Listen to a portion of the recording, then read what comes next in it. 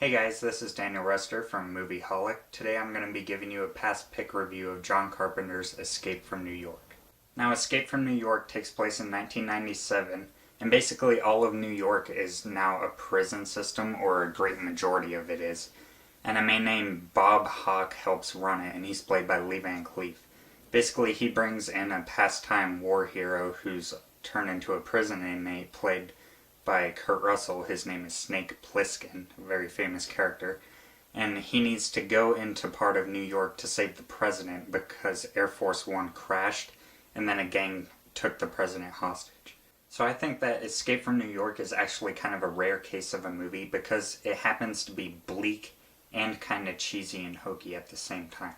Now, what I mean by this is that a lot of the look of the film is dystopian and very ugly, and some of the characters are pretty dark, but at the same time you got this pretty horrible dialogue in there that tries to be witty sometimes, and it just comes across as kind of stupid. So this kind of makes John Carpenter's movie fun still in a way, but I was more expecting like a big exciting actioner, but it's actually kind of more of a strange and even silly little film at times.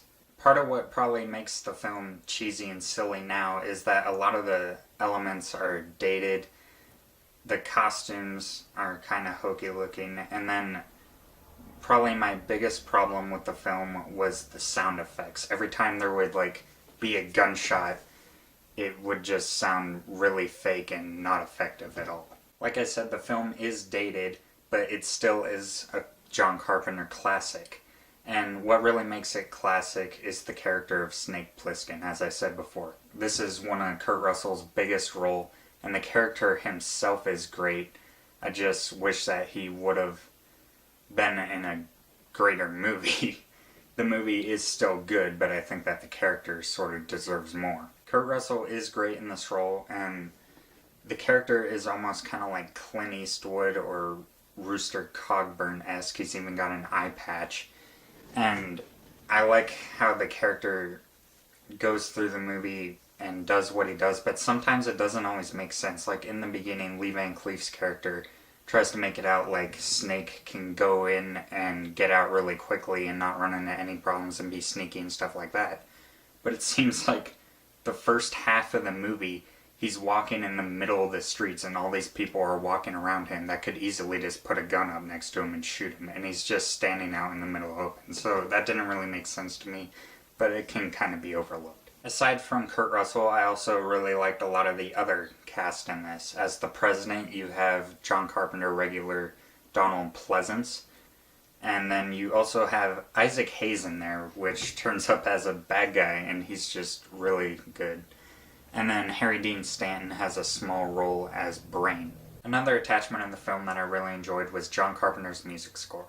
His music scores are always used really effectively, and he uses a lot of piano playing and keyboarding, and some of it might sound kind of silly and too much 80s-ish for nowadays, but it still is used really well for the overall feel of the film.